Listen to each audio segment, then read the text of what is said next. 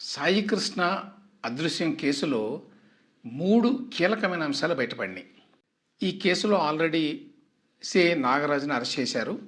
Arrest చేసిన తర్వాత ఆయన్ని సుదీర్ఘంగా 6 గంటల సేపు ఇంట్రాగేట్ చేశారు. ఇందులో ప్రధానమైన పాయింట్ ఏమిటంటే కృష్ణలంక పోలీస్ స్టేషన్లో సీసీటీవీ ఫుటేజ్. ఇప్పుడు ప్రతి స్టేషన్లో కూడా సీసీటీవీ ఫుటేజ్ ఉంది. అంటే స్టేషన్లో ఏం జరుగుతోంది అనేది మొత్తం రికార్డ్ అవుతాయి. సిట్ విచారణ చేపట్టిన తర్వాత ఈ కేసుని తెలిసిన విషయం ఏంటంటే సీసీటీవీ ఫుటేజ్ మొత్తాన్ని డిలీట్ చేశారు అని. అదేదో ఆ రోజు సీసీటీవీ ఫుటేజ్నో లేకపోతే అంతకుముందు కొన్ని రోజులు తర్వాత కొన్ని రోజుల సీసీటీవీ ఫుటేజ్ను డిలీట్ చేస్తే తెలిసిపోతుందేమో అనేటువంటి ఆలోచనతో బహుశా కృష్ణలంక పోలీస్ స్టేషన్లో 10 నెలల పాటు రికార్డ్ అయినటువంటి సీసీటీవీ ఫుటేజ్ని తొలగించారట. అంటే ఎటువంటి ఆధారం లేకుండా ఈ కేసులో చేశారన్నమాట. ఈ కేసులో బహుశా అత్యంత కీలకమైన అంశం ఇదే. నిజంగా సాయి కృష్ణ ఏమీ చేయకపోతే, అతన్ని అరెస్ట్ చేసి తీసుకురాకపోతే, అరెస్ట్ చేసిన తర్వాత కూడా కోర్టు ముందు ప్రొడ్యూస్ చేయకపోతే, ఒకవేళ అరెస్ట్ చేసి తీసుకొచ్చినా కూడా ఏదో ప్రశ్నించి వదిలేసి ఉంటే, ఇట్లా సీసీటీవీ ఫుటేజ్ని డిలీట్ చేయాల్సిన అవసరం లేదు. మరీ ముఖ్యంగా 10 నెలల కాలం పాటు రికార్డ్ అయ్యేటువంటి ఫుటేజ్ మొత్తాన్ని ఆచూకీ లేకుండా డిలీట్ చేయాల్సినటువంటి అవసరం లేదు. ఇప్పుడు ఈ స్పెషల్ ఇన్వెస్టిగేషన్ టీం వాళ్ళు కనుక్కున్న విషయం ఏంటంటే స్థానికంగా ఉండేటువంటి ఒక లోకల్ టెక్నీషియన్ని తీసుకొచ్చి మరీ ఈ మొత్తం ఫుటేజ్ని డిలీట్ చేశారు అని. మరి ఇప్పుడు ఎట్లా ఇట్లా డిలీట్ చేసేస్తే మరి కేసు లేకుండా పోతుందా? నాగరాజు కావచ్చు, లేక ఈ కేసులో ఇన్వాల్వ్ అయినటువంటి కృష్ణలంక ఇతర పోలీసులు కావచ్చు, అందరూ తప్పించుకుంటారా? అది అంత తేలికైన విషయం కాదు. ఫస్ట్ పాయింట్, ఇట్లా డిలీట్ చేయటం అనేదే బై ఇట్ సెల్ఫ్ క్రైమ్. దాదాపు 4-5 రకాలుగా క్రైమ్ ఇది.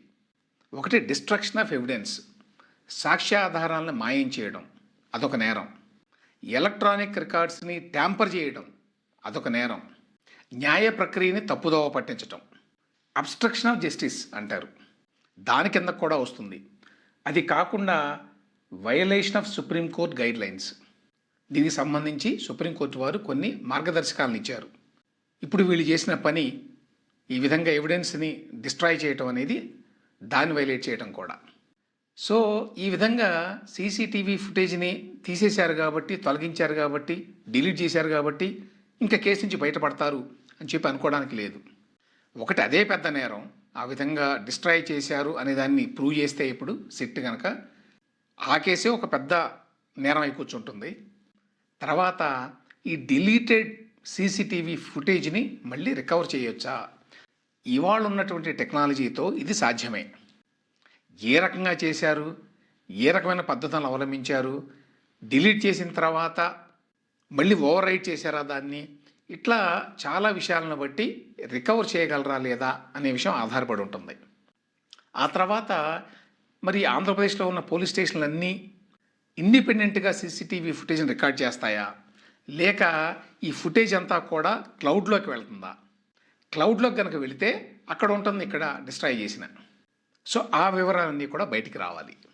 ఆ తర్వాత రెండో ఇంపార్టెంట్ పాయింట్ ఈ కేసులో ఏంటంటే సాయి కృష్ణ లాకప్లోనే దెబ్బల వల్ల చనిపోయాడని, సో ఆ విషయం బయటికి తెలియకుండా ఉండటానికి ఆ మృతదేహాన్ని తీసుకెళ్ళి కృష్ణలంకలోనే స్వర్గపూర్లో దహనం చేశారని ఆరోపణ. దీనికి సంబంధించి కూడా పోలీసులు విచారణ చేశారు. సిట్ పోలీసుల మీదే పోలీసులు విచారణ చేస్తున్నారు ఈ కేసులో. అదొక గందరగోళం ఉంది. సో విచారణ చేసినప్పుడు వాళ్ళకి తెలిసిన విషయాలు పరస్పర విరుద్ధంగా ఉన్నాయి. మే 24, 25 తేదీల్లో ఈ విధంగా దహనం చేశారు అనేది సమాచారం. సో ఆ రోజు ఎన్ని శవాల్ని ఆ స్వర్గపురి శ్మశాన వాటికలో దహనం చేశారు అనే విషయాలను కనుక్కుంటే రికార్డులోనేమో 2 శవాలని దహనం చేశారు అని ఉందట. కానీ వాళ్ళని విచారిస్తే అక్కడ ఉన్నటువంటి మనుషుల్ని వాళ్ళు 4 శవాలను చేశామని చెప్పారట.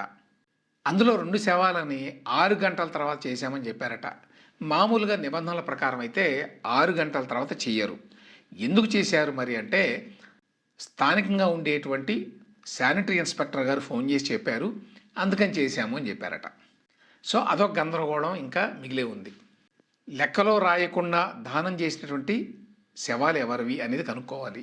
ఇప్పుడు వాటిని దానం చేస్తే కనుక్కోవడం సాధ్యమేనా అనేది మరొక ప్రశ్న. వాటిని దానం చేస్తే బూడిద మిగులుతుంది. బూడిద నుంచి DNA తీసి దానం చేసింది ఎవరి బాడీని అని చెప్పి కనుక్కోవడం సాధ్యమేనా? చాలా కష్టం అని చెప్పి చెప్తున్నారు నిపుణులు. దానికంటే ముందు అసలు ఆ దానం చేసినటువంటి బాడీల బూడిద ఉన్నదా? దాన్ని స్టోర్ చేశారా? స్టోర్ చేయకపోతే అసలు కనుక్కోవటం సాధ్యం కాదు. సో అదొక పెద్ద ఛాలెంజ్ ఇప్పుడు. మూడోది, ఈ కేసులో బయటపడ్డ ఒక ఫ్యాక్ట్ ఏమిటంటే, మార్కాపురం నుంచి పోలీసులు పట్టుకొచ్చారు అని కదా ఆరోపణ. అఫీషియల్గానే పోలీసులు మార్కాపురం నుంచి ఈ నాగరాజు అనే కుర్రాడిని పట్టుకొచ్చారు. దీనికి సంబంధించి ఎక్నాలజ్మెంట్ కూడా కృష్ణలంక పోలీస్ స్టేషన్లో ఇచ్చారు అని చెప్పి ఇప్పుడు తెలుస్తోంది. కాబట్టి నాగరాజుని మార్కాపురం నుంచి కృష్ణలంక పోలీస్ స్టేషన్కి తీసుకురావడం నిజం, అది ఎస్టాబ్లిష్డ్. మరి తీసుకొచ్చిన తర్వాత అతన్ని కోర్టులో ప్రొడ్యూస్ చేయాలి. ఎక్నాలజ్మెంట్ ఉంది ఫలానా వ్యక్తిని తీసుకొచ్చారు అని. ఆ తర్వాత ఏం చేశారు అనేటువంటి రికార్డు ఉండాలి.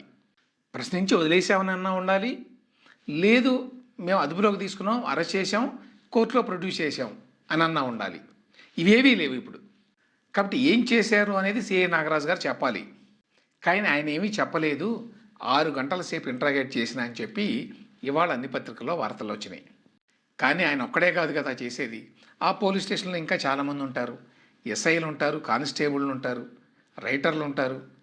వాళ్ళందరికీ ఖచ్చితంగా తెలిసి ఉంటుంది అతను ఏం చేశారు అనేది. ఆ విషయాలు ఇంకా పూర్తిగా బయటికి రాలేదు. కానీ ఈ మొత్తం కేసులో ఇప్పటివరకు తెలిసిన విషయాలను బట్టి మొత్తం సాక్ష్యాధారాలని సమూలంగా మాయం చేయడానికి ప్రయత్నం జరిగింది అనే విషయం స్పష్టంగా తెలుస్తోంది. నాగరాజు బాడీని దహనం చేసి ఉంటారు అనే అనుమానాలకి కొంత బేసిస్ ఆల్రెడీ లభించింది. ఏ విధంగా సీసీటీవీ ఫుటేజ్ని కృష్ణలంక పోలీస్ స్టేషన్లో డిలీట్ చేశారు, అది కూడా 10 నెలల కాలం పాటు. దానికి బాధ్యులు ఎవరు, ఎవరు చేయించారు, చేసిన వ్యక్తి ఎవరు, ఎవరెవరు అందులో పాల్గొన్నారు, ఈ విషయాలన్నీ ఇప్పుడు బయటికి రావాలి. దీంతోపాటు కృష్ణలంక ఆ స్వర్గపురి శ్మశాన వాటికలో దానం చేసినటువంటి బాడీ తాలూకు ఆ బూడిద స్టోర్ చేశారా లేదా? స్టోర్ చేస్తే దాన్ని DNA టెస్టింగ్ పంపించాలి. కాబట్టి ఈ కేసులో చాలా లోతుగా విచారణ చేయాల్సిన అంశాలు ఇంకా చాలా ఉన్నాయి.